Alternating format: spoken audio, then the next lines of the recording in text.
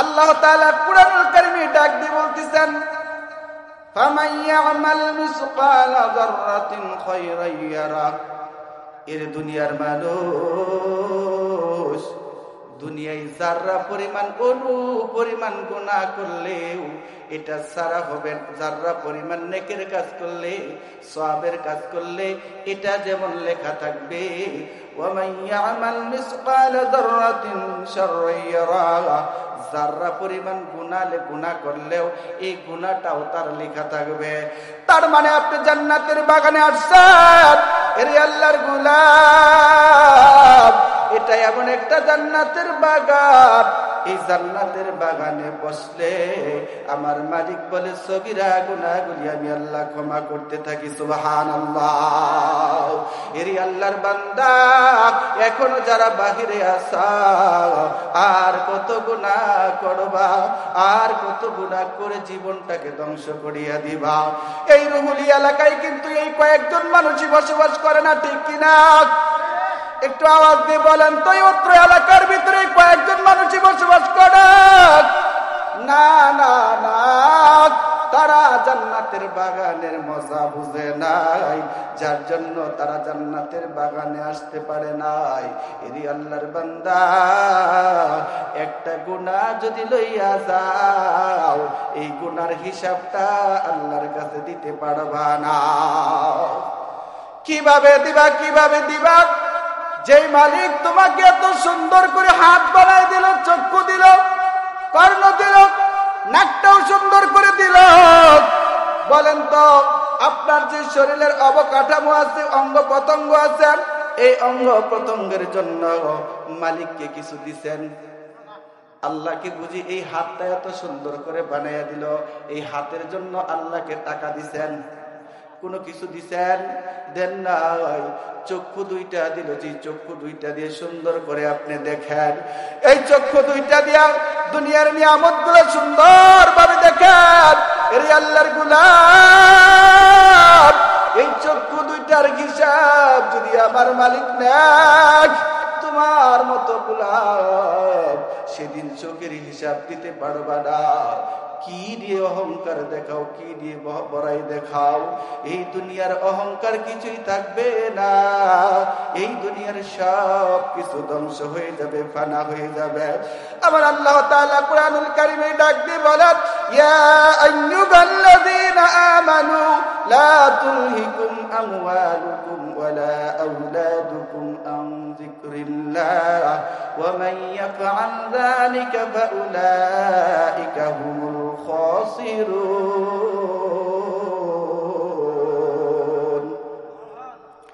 আল্লাহ তাআলা বলেন, এর দুনিয়ার মানুষ, ইয়া আইয়ুহাল্লাযীনা আমানু, হে ঈমানদারেরা, তোমরা সম্পদের লোভে পড়িয়া ভালো করে বুঝবেন, আজ দুনিয়াতে দেখেন তো তুমুটুম ভাত ভালো করে খাওয়ার জন্য, একটা ভালো বাড়িতে থাকার জন্য কি না করতেছি, কত অন্যায় ভাবে টাকা কামাই রোজগার করিয়া ধনী হওয়ার জন্য চেষ্টা করতেছি। কিন্তু আমার মালিকে কি বলে শোনো, এর এলাকার মানুষ ভালো করিয়া শোনো, আজ তুমি খাবারের জন্য, রিজিকের জন্য পাগল হয়ে গেলা, কিন্তু আমার মালিক কুরআনুল কারীমে ডাক দিয়ে বলে, ওয়া মা মিন দাব্বাতিন ফিল আরদ ইল্লা আলাল্লাহি রিজকুহা। এ দুনিয়ার মানুষ, আমার আল্লাহ ডাক দিয়ে বলেন, এই পৃথিবীতে এমন কোন প্রাণী আমি আল্লাহ পাঠাই নাই যেই প্রাণীর খাবার আমি আল্লাহ নিজ কুদরতি হাতে, নিজ কুদরতি কাঁধে দায়িত্ব নেই নাই। একটু সুবহানাল্লাহ জোরে আওয়াজ করে বলেন। আল্লাহ তাআলা বলেন, বান্দারে, তোমার যে রিজিকটা খাবা, আগামীকাল সকালবেলা তুমি কি খাবা, এই খাবারের দায়িত্বটা আমি আল্লাহ তাআলা আগে আসমানে লিখে নিছি, তারপরে তোমাকে দুনিয়াতে পাঠাইছি। কিসের এত টানাটানি, কিসের এত অহংকার? আল্লাহ বলে, অহংকার করে কোনো লাভ নাই, দুনিয়াতে এত হারাম খাইয়ে কোনো লাভ নাই। আমি যেটা দিব সেটাই পাইবা, একটু আস্তে আস্তে ধীরে স্থিরে নাও, ধৈর্য ধরিয়া নাও। বলেন, আমার আল্লাহ স্পষ্ট করে কুরআনুল কারীমে বলে দিয়েছেন। আপনাদের কি অবিশ্বাস হয়? হ্যাঁ, আল্লাহ যেটা কোরআনে বলছেন অবিশ্বাস হয়? আল্লাহ স্পষ্ট বলেছেন, বান্দা তুই কি খাবি, তোর কি প্রয়োজন, সব কিছুর দায়িত্ব আমি আল্লাহ দিয়েছি। আচ্ছা, এটা যদি নাই নিতেন আল্লাহ, একটু বলেন তো, এই এলাকার পশু পাখি যারা আছে এদের কি কোনো আবাদ ফসল আছে? হ্যাঁ, এদের আবাদ ফসল নাই। বনের ভিতরে এত বিশাল বিশাল হাতি, বিশাল বিশাল বাঘ, সাগরের ভিতরে এত বিশাল বিশাল তিমি মাছ, অনেক বড় বড় মাছ, এদের খাবারের ব্যবস্থা কে করে? আপনি আমি খাবার দিয়ে আসি? একটা তিমি মাছ টনকে টন খাবার খায়, আপনি কত টন খাবার খান? একটা তিমি মাছকে যদি আমার মালিকে খাওয়াইতে পারে, আপনাকে খাওয়াইতে পারবে না? কিন্তু আপনার আর আমার ধৈর্য কম, ধৈর্য কম। এই জন্য আল্লাহর বান্দা, যার্রা পরিমাণ নেক কেউ যদি দুনিয়া থেকে যান আপনি দেখবেন, আর যার্রা পরিমাণ গুনাহ যদি নিয়ে যান সেটার শাস্তি ভোগ করে তারপরে জান্নাতে যেতে হবে। এই জন্য আল্লাহর গোলাম, এই পৃথিবীর জমিনে যারা গুনাহ করে না, গুনাহ মুক্ত জিন্দেগি বানায়, গুনাহমুক্ত জিন্দেগি যাদের থাকবে, আমার আল্লাহ বলেন তাদের দুনিয়াতে আমি 3টা পুরস্কার দিব। 1 নাম্বার পুরস্কার, তাদের শরীরের সৌন্দর্য আমি আল্লাহ বাড়াইয়া দিব, শরীর থেকে নূর চমকাইতে থাকবে। সুবহানাল্লাহ।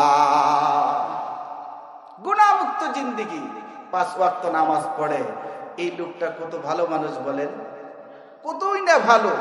আল্লাহ রাসূল সাল্লাল্লাহু আলাইহি ওয়াসাল্লাম সাহাবীদেরকে বলেছেন, 5 ওয়াক্ত নামাজ যে বলে, যে পড়ে, তাকে ইমানদারের সাক্ষী দিয়ে দাও। সুবহানাল্লাহ। যারা নামাজ পড়ে না, ওই হাদিসটাই আমি তেলাওয়াত করেছি, বাইনাল আবদি ও বাইনাল কুফরি তারকুস সালাহ, যারা দুনিয়াতে নামাজ পড়ে না তারা মুসলমান থাকে না।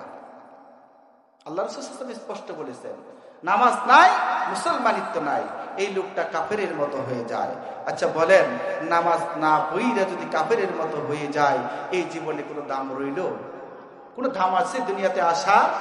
আপনাকে আমাকে সবচেয়ে আশরাফুল মাখলুকাত, সবচেয়ে শ্রেষ্ঠ জাতি হিসেবে বানাইছে, ঠিক কিনা?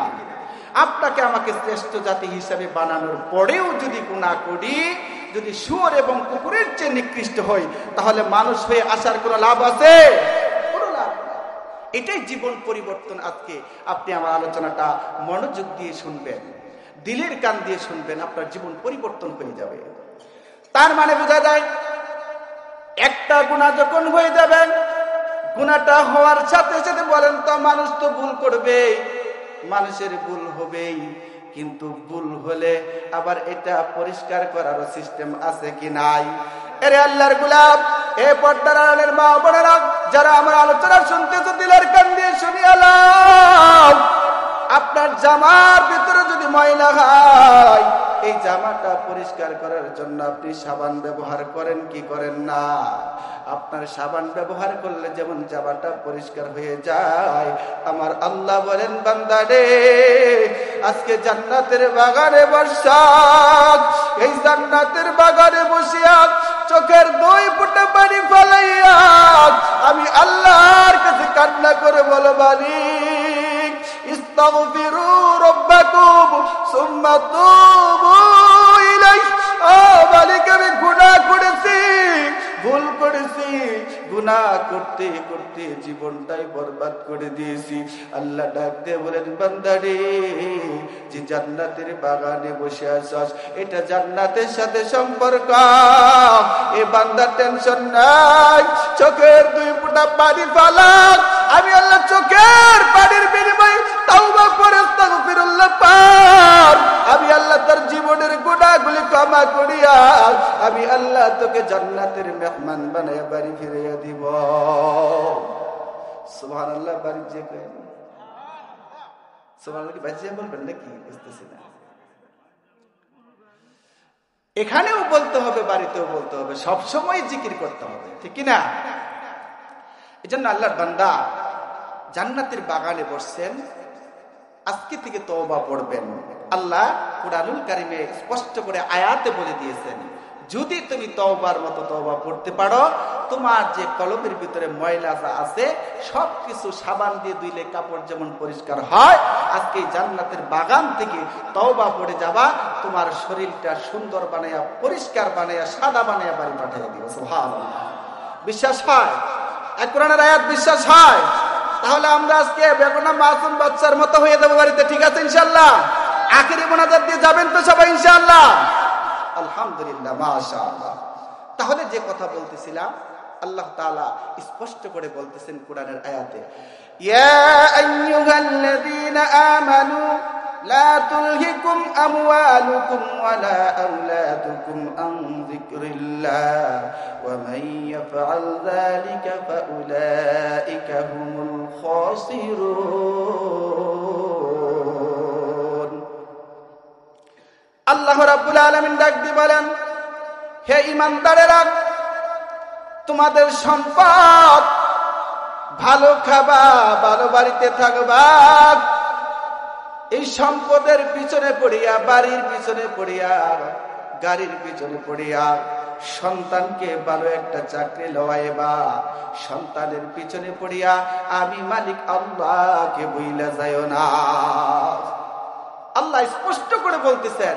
আসলে আমরা এটাই তো করি, দেখেন, সম্পদ ক্রয় করার জন্য, বাড়ি করার জন্য, ছেলেটাকে ভালো মানুষ বানানোর জন্য ফজরের আগে উঠাইতেছি, ক্যাডেট স্কুলে পাঠাইতেছি, বিবিওর সাথে যাইতেছে, প্রয়োজনে আমিও যাচ্ছি, ছেলের পিছনে মেহনত চলতেছে, সম্পদের পিছনে মেহনত চলতেছে, বাকি পরকালের পিছনে মেহনত নাই, ঠিক কিনা?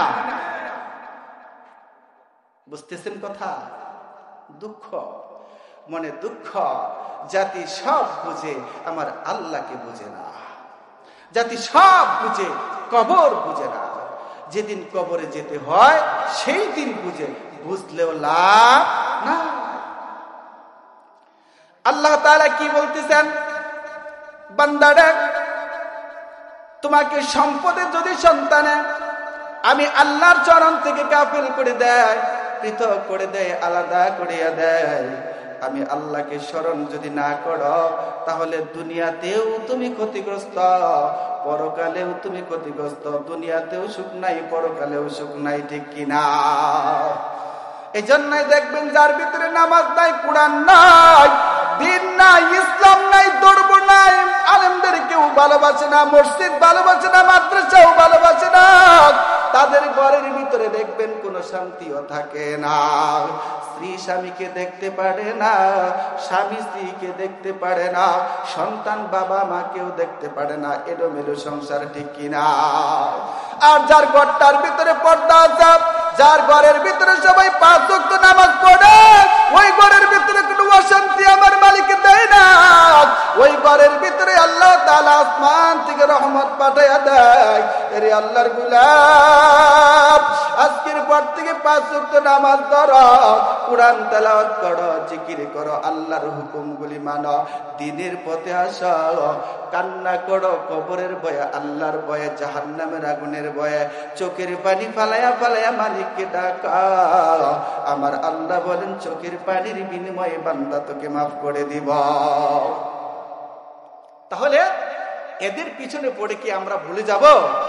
ওই যে প্রথমে বলেছি, যদি গুনাহমুক্ত জিন্দেগি বানাইতে পারি, কয়টা পুরস্কার দিবেন আল্লাহ? 3টা পুরস্কার দিবেন।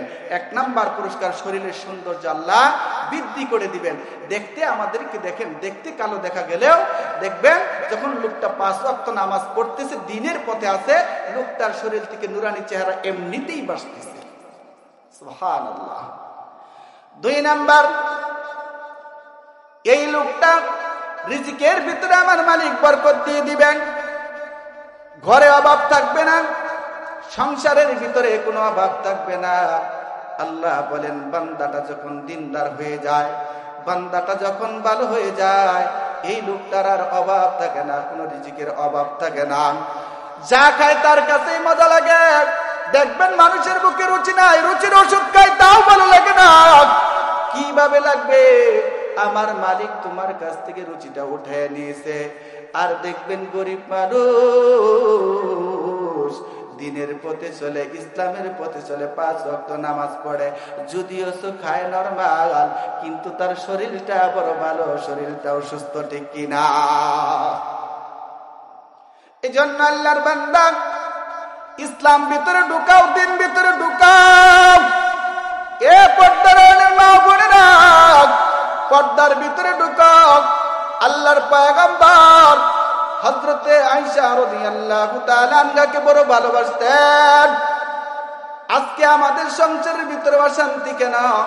স্বামী স্ত্রীকে ভালোবাসে না ভালোভাবে, স্ত্রী স্বামীকেও ভালোবাসে না ভালোভাবে। কারণ স্ত্রীটা বেপরদায় ঘুরে বাহিরের পুরুষের সাথে সম্পর্ক, বাহিরের পুরুষ দেখে আসে, যার জন্য ঘরে আইসা স্বামীর তো প্রতিদিন দেখা যায় ভালো লাগে না, ঠিক কিনা? আর এই নারীটাই যদি পর্দার ভিতরে থাকতো, বাহিরের কোনো পুরুষ যদি না দেখতো, তাহলে তার স্বামীকে বড় মজা লাগতো, ভালো লাগতো। আল্লাহর পয়গম্বর হযরত আয়েশা রাদিয়াল্লাহু তাআলা আনহাকে এবং তিনার অন্য স্ত্রীদেরকে বিনোদন দিতেন, ভালোবাসা দিতেন। একদিন আল্লাহর পয়গম্বর পানি খাইতে, পানি পান করতে দেখলেন আয়েশা রাদিয়াল্লাহু তাআলা আনহাকে।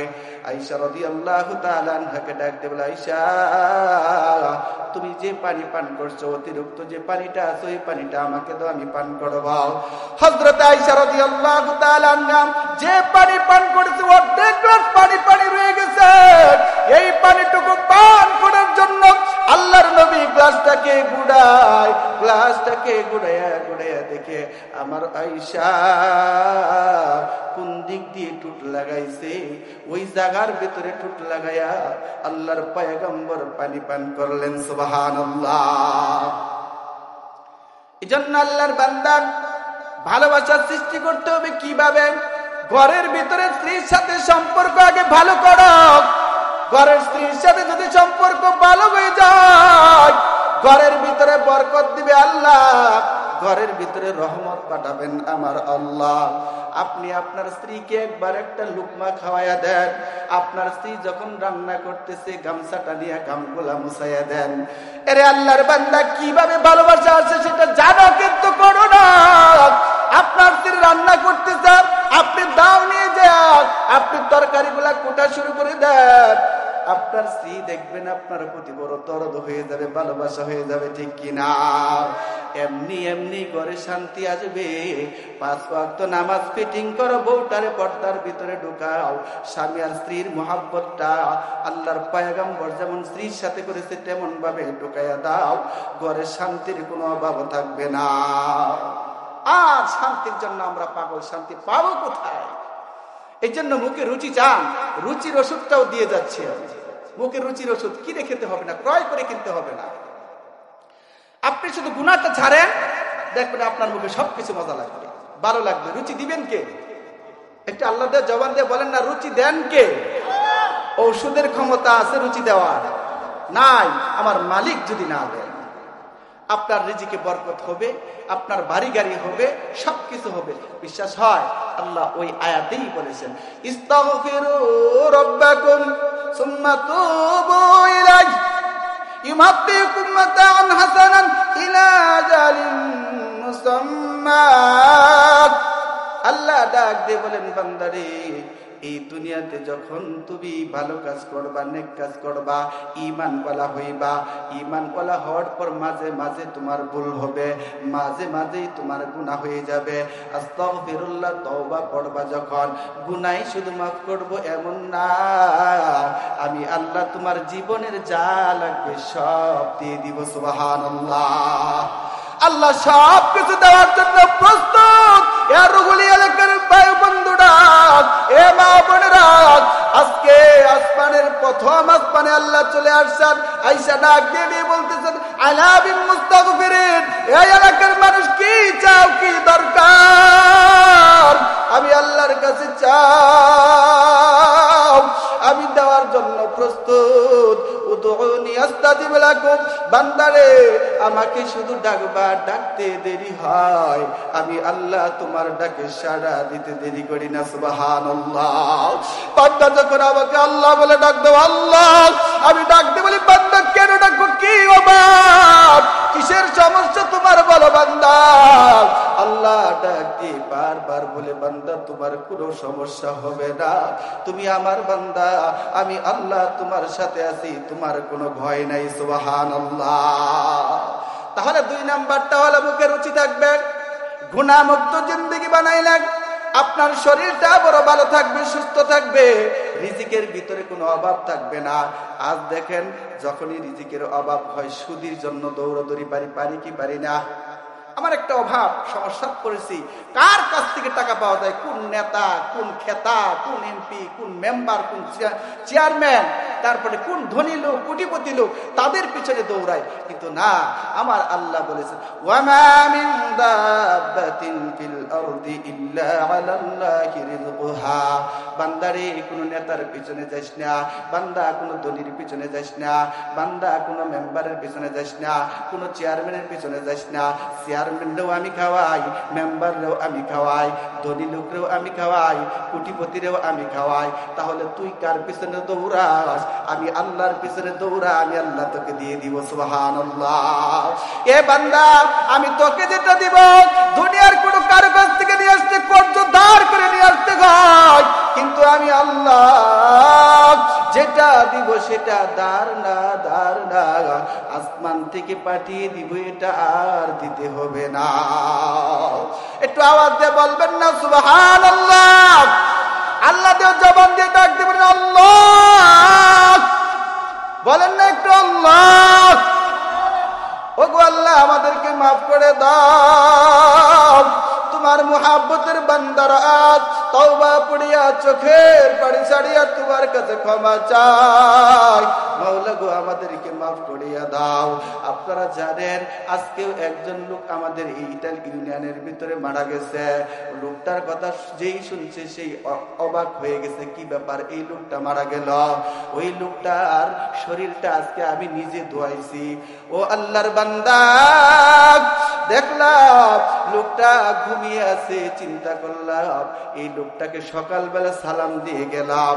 সকালে সালাম দিয়ে যাওয়ার পর বিকেল বেলা আবার হাতেই তাকে গোসল করাইতে হয়। আরে ভগবান, বিদ্যবান, তুমি কি জানো আজকে যে রাত্রে যায় ঘুমাইবা, ঘুমানোর পর যদি তুমি জাগ্রত হও সকাল, যদি জাগ্রত না হও তাহলে তোমার জন্য পরকাল। তোমার জন্য কোন দোকানের কাপড় রেডি হয়ে আছে, গুরুস্থানের মাটিটাও রেডি হয়ে আছে, তৈরি হয়ে আছে। কিসের এত অহংকার করো, কিসের বাড়াই করো, কার পেছনে পয়রা জীবনটাকে বরবাদ করে দিলাম, কার পেছনে পয়রা জীবনটা ধ্বংস করিয়া দুনিয়া থেকে বিদায় কইলাম। কবর বড় মারাত্মক, হাসর বড় মারাত্মক, মিজান বড় কঠিন জায়গা, জাহান্নামের আগুন বড় কঠিন জায়গা। এর আল্লাহর গোলাম, কবরের আযাব সহ্য করা সম্ভব না, হাসরের আযাব সহ্য করা সম্ভব না, মিজানের পাল্লায় আযাব সহ্য করা সম্ভব না। জাহান্নামের আগুন তো এক মুহূর্তের জন্য সম্ভব না। এখনো ঠিক হয়ে যাও তওবা করিয়া। আমার মালিক বারবার ডেকে বলতেছেন, বান্দারে গুনাহ করার জন্য আমি প্রস্তুত, আমার কাছে ক্ষমা চা, ক্ষমা চা, আমি আল্লাহ তোকে ক্ষমা করে দিব।